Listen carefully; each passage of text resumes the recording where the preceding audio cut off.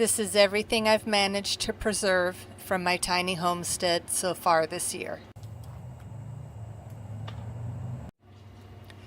3 pint jars of tomatoes, 2 jars of dehydrated onions, a jar of dehydrated potatoes, and a quart bag of frozen green onions. And today I'm adding more tomatoes to the pantry, but because my tiny house burner doesn't get hot enough for a water bath, I'm taking the canning outside. If you've been following along, you know that I'm trying to build a little more self-sufficiency here at the Midnight Rose. 3 years ago, I sold my house and moved into a 128 square foot tiny home. And since then, I've slowly been turning this place into a micro-homestead. But I'm definitely not working with the perfect homestead setup. My backyard is almost completely shaded by 3 huge trees, so most of my growing space is limited to the front and one side of the property. And because I live in a tiny house, I don't have a huge kitchen or a lot of storage space. So this whole process has been about figuring out how to grow food with the space I have, and then figuring out how to preserve it.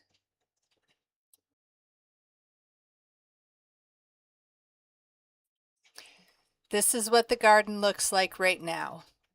It's definitely not a huge garden, but I'm trying to make use of every sunny spot that I have.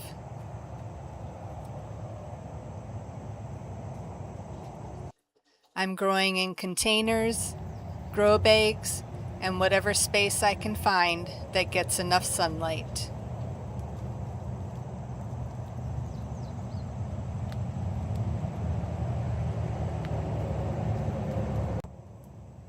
And I've learned pretty quickly that gardening is a lot of trial and error. But there's one problem with preserving food when you live in 128 square foot.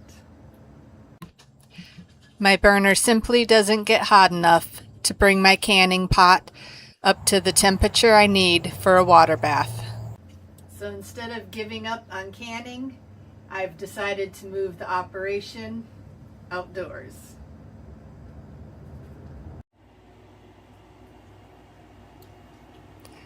I actually really enjoy preserving food, but I have to admit that doing it over a fire adds a whole new level of complexity.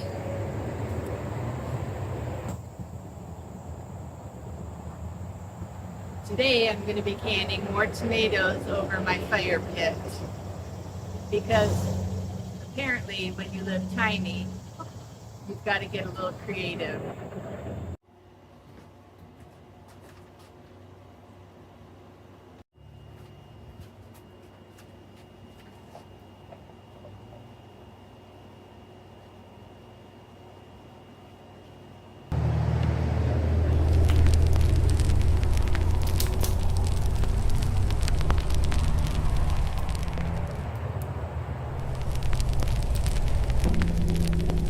We're going to see if we can keep this fire hot enough to keep this at a boil for 45 minutes.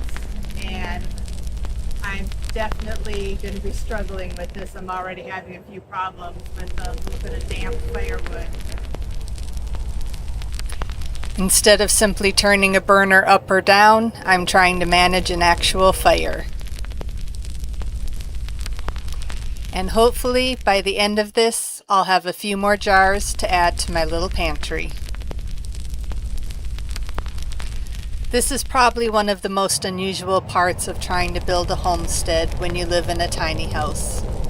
I'm working with what I have.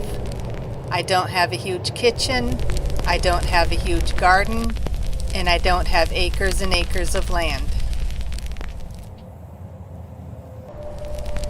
But I do have a little bit of space, a fire pit, and a willingness to figure things out. And honestly, that's kind of what this entire journey has been about.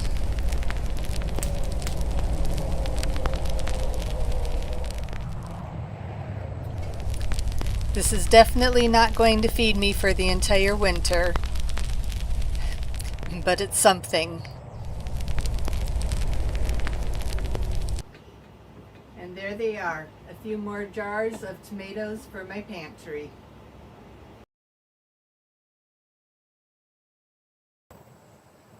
I think when we hear the words homestead or self-sufficient, we imagine someone with acres of land, a bunch of livestock, and a pantry just loaded down with canned food.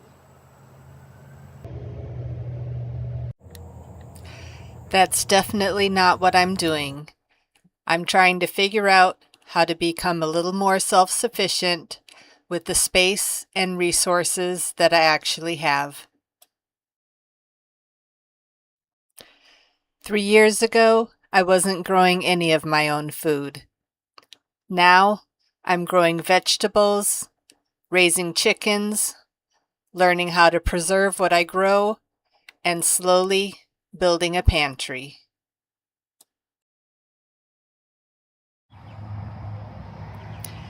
And my chickens aren't producing eggs yet, but hopefully that's another piece of the puzzle I'll be adding soon.